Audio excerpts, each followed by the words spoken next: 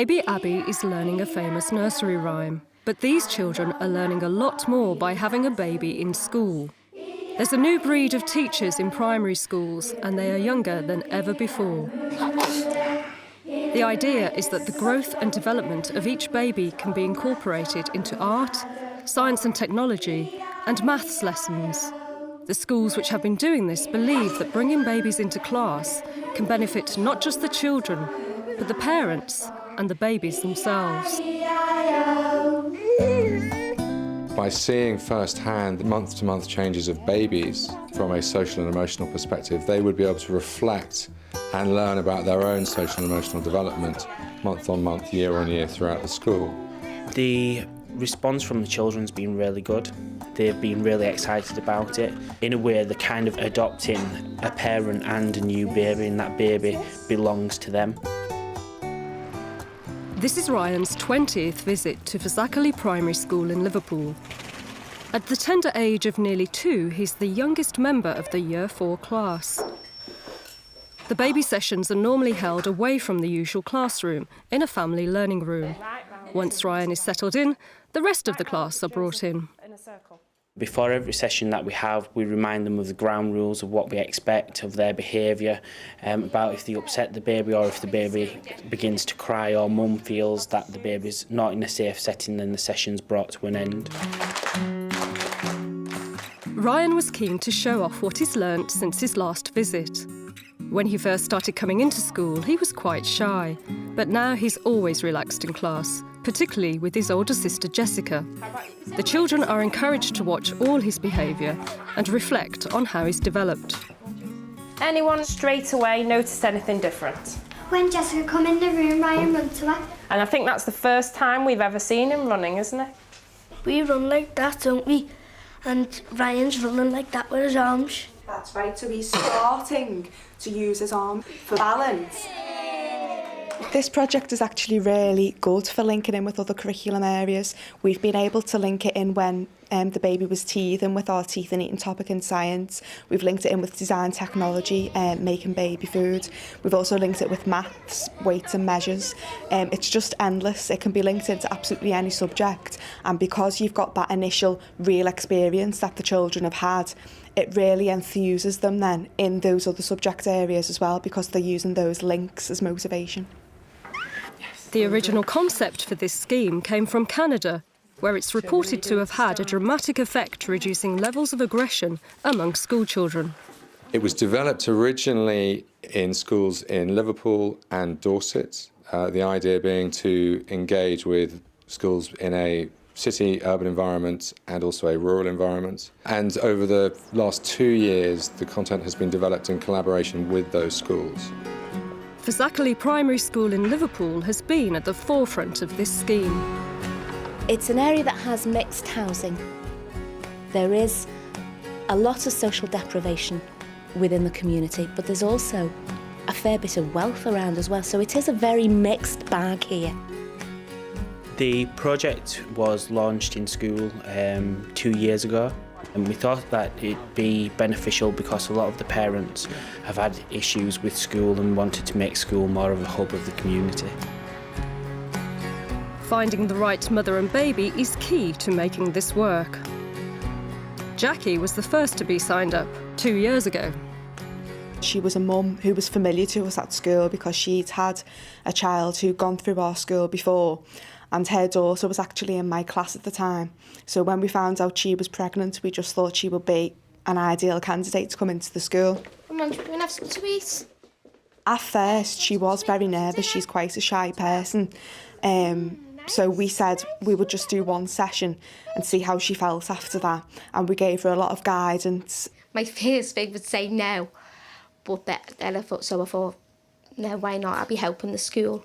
So I said, yeah, I'll give it a go. Oh, I was terrified, absolutely terrified. But as they were asking questions and that, I started relaxing a little bit more, and I enjoyed it, really enjoyed it. It's an ongoing commitment for mums to undertake as the babies are brought into school every 4 weeks. Before each new session, the children are encouraged to think about how Ryan may have developed since they last saw him. Has he changed in his physical? Has he grown at all? Is he talking more? Has he learnt any new words? So as we talked about on the carpet, you're going to just choose your question and write it on your piece of paper ready for the session.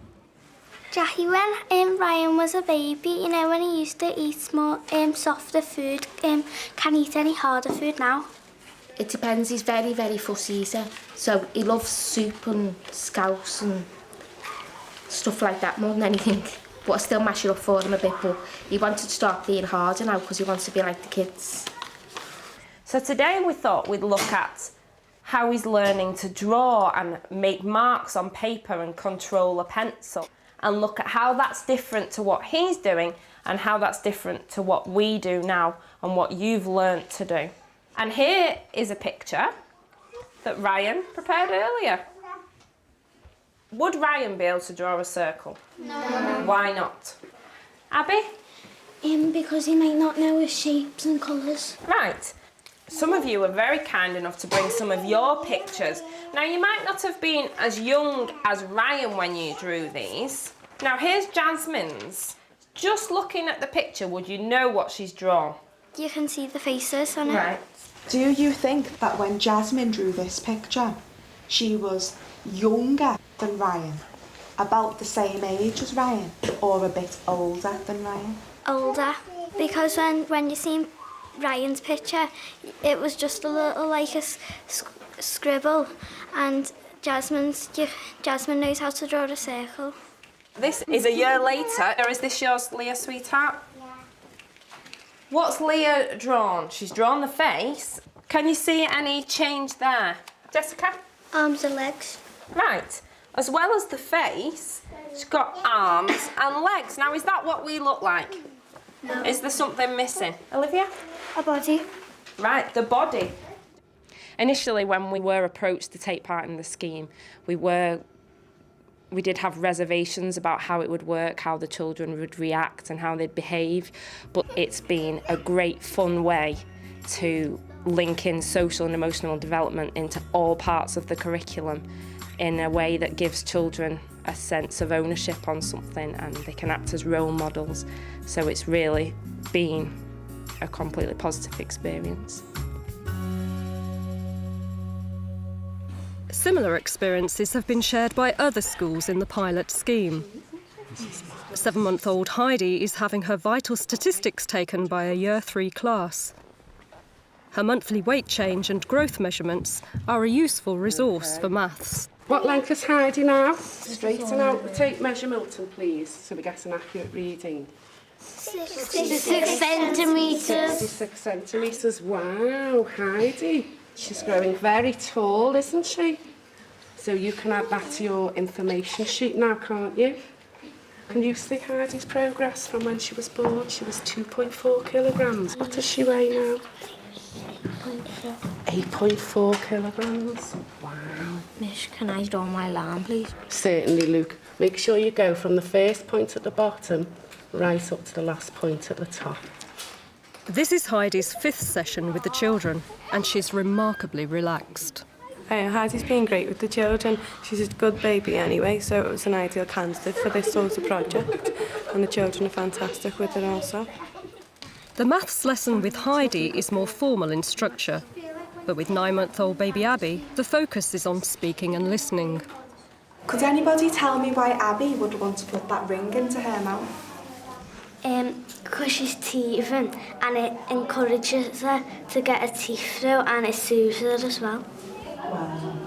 I think it gives them a better understanding of how hard it can be bringing up babies when they do actually see them when they're ratty, I suppose, and they see the changes and, you know, hear about the nighttime routines and the crying and the feeding and the clothes changing and the nappy changing. It brings it home. This is the 9 to 12 month baby grow, which she should be in. So we've gone from this size to the size in 9 months. Oh. It might deter them from wanting them so young, possibly. It might spur them on. The boys reacted in a similar way to the girls. I guess I didn't see much of a difference between the two. One of the boys just said at the end of the session that he wants one because she's so cute. It brings a softer side of them out than it does necessarily in the playground. Twinkle, twinkle. It'll help her develop as well, watching the other kids. With Twinkle Twinkle, she makes the signs with her hands. She sees what they're doing, she'll automatically copy. She's at that stage now. And also with O McDonald's, she started to make the moo sounds and various animal sounds, and that's by watching and copying the other children. How I wonder what you are. By watching the baby's behaviour in class closely, the children are then able to reflect on their own behaviour, whether it's good or bad. Do you know then when Ryan was playing that game with you and he was kicking at you and doing this to you on your face? You enjoyed that, didn't you? You were having a little bit of a laugh and a little bit of a joke about it, and so was Ryan. So that was okay. But if Ryan did that at home, maybe to his older brother or sister, or Jackie took him to play in somebody else's house and he did it there, what do you think Jackie should say to him then? She'd tell him to stop it. When he's older, he's going to get into the habit of kicking and hitting people. One of the things that we really focus on in our school is social and emotional aspects of learning. It also makes them feel really mature about their own behaviour and emotions, because it makes them aware that they are actually able to control what they do, and they do know the difference between what's right and what's wrong.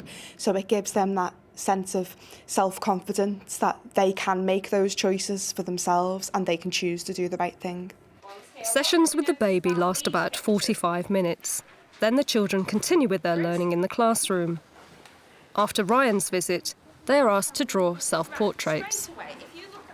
This is Bradley's picture that he's just drawn. It's not finished, but there's something that Megan hasn't drawn when she was younger, and I'm thinking something not to do with the legs. Hands. We have hands, don't we? And on the hands we have Fingers. fingers. So the end of his hand, he has 4 fingers and then a thumb, and he's even drawn the thumb differently to show the difference. Look, where's its eyes? Its eyes, where are they? By pointing to your eyes and saying the word, you're actually being a teacher there. Well done. They see Ryan almost as their own little brother, and the children love his visits and Jackie's visits. I think the children would be absolutely devastated if we told them all of a sudden that the sessions were going to end. The plan is that Ryan will continue with these children coming in until the children have left the school. Ryan's not the only baby here. There are currently 5 others, and there are plans to expand the scheme to every single class. Without a doubt, it's had a massive impact on our school, and it's down to the warmth and the empathy of the staff and the relationships that staff are ready to build with the parents that's going to see this stand or fall. And we've been blessed here. We've got a fabulous group of parents and staff who make this work.